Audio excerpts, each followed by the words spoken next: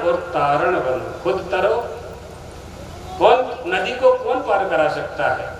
जिसको तैरना आता हो। नदी को कौन पार करा पाएगा? जिसको तैरना आता हो। जो तैरना आता होगा जिसको, वो डूबते हुए पार करा देगा। इसी तरह से विवेकी पुरुष ही अविवेकी पुरुषों को विवेकी बना पाएगा। संत पुरुष ही। भागवत जी में एक बड़ा सुंदर प्रश्न आया। विदुर जी ने मैत्रेय जी से पूछा कि सुख प्राप्ति का उपाय सारे मनुष्य करते हैं लेकिन उनको सुख नहीं मिलता है। इसका कारण हम जानना चाहते हैं कि जब मनुष्य सुख प्राप्ति के लिए प्रयास करता है तो उसको सुख क्यों नहीं मिलता? ऐसा प्रश्न किया। पहले साधु संतों से लोग मिलते थे तो ऐसी ही जिज्ञासा करते थे। अब साधु संतों से लोग मिलते हैं तो बेटा बेटी मांगते हैं। बेटा बेटी हो गए तो फर्स्ट क्लास पास हो जाएं वो मांगते हैं। फिर पास हो गए तो फिर नौकरी मांगते हैं। फिर दूल्हा दुल्हन मांगते हैं। ये कामनाएं जब तक नष्ट नहीं होंगी, याचना जब तक आपकी नष्ट नहीं होगी, तब तक आप छोटे बने रहोगे। जब तक मांगने वाले बने रहोगे तब तक आप छोटे बने रहोगे। चाहे कोई हो, अगर राजा भी है और वो टैक्स वसूल कर रहा है प्रजा से, तो वो प्रजा से छोटा है। कोई भी संसार का व्यक्ति हो, जब तक उसके मन में कामना बनी है, कामना की पूर्ति की वासना बनी हुई है, वासना की लालसा के लिए प्रयास करता है, तब तक वह छोटा है। बड़ा कौन है? अथ अकामय मानाहा न तस्य प्राणाहा उत्क्रामन्ति आत्मैव समबलीयते। जो आप्त काम है, जो आत्मा राम है, जो विवेकी विवेकी सर्वदा मुक्ता, विवेकी सर्वदा मुक्ता।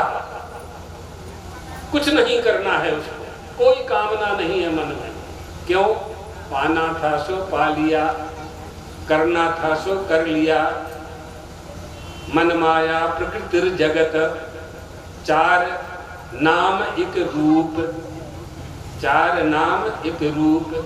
जब लगिए सांचो लगे, नहीं जाना निज रूप। ये विवेकी इन चारों से ऊपर हो जाता है।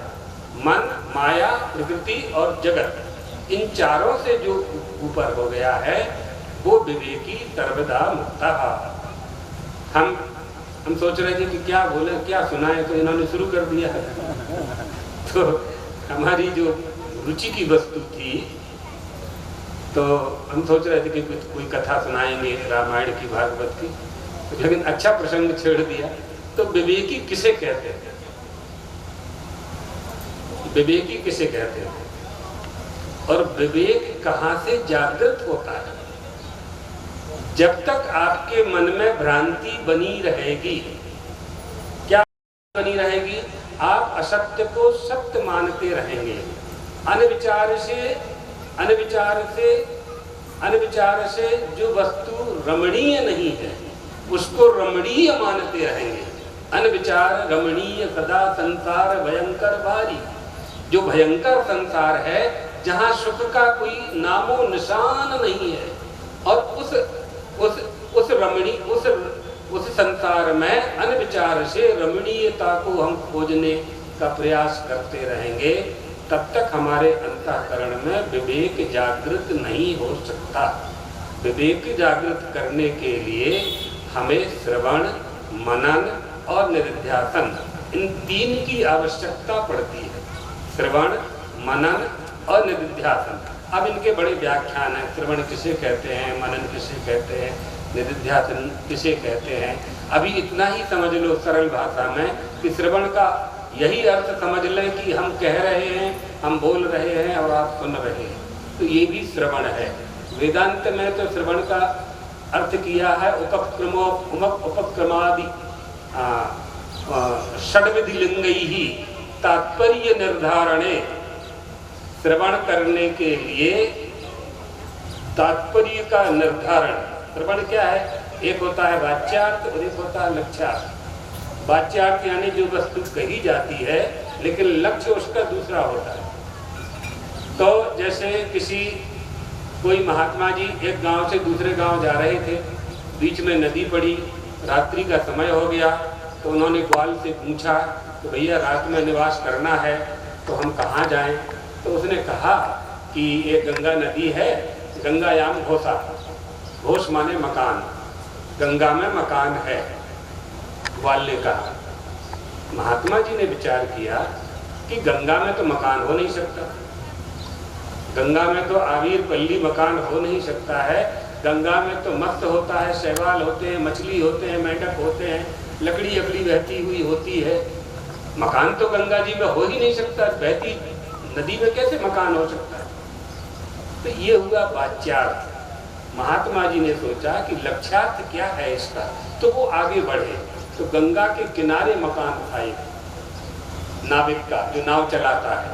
तो महात्मा जी समझ गए कि ग्वाल का जो लक्ष्यार्थ था वो था कि गंगा किनारे घोष, गंगा के पास मकान है।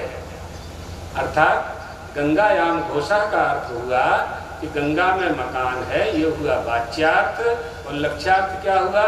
गंगा किनारे मकान है, गंगा जी के तट पर मकान है, ये लक्ष्यार्थ। एक होता है वाच्यार्थ और एक होता है लक्ष्यार्थ। तो श्रवण करने से संशय का नाश होता है।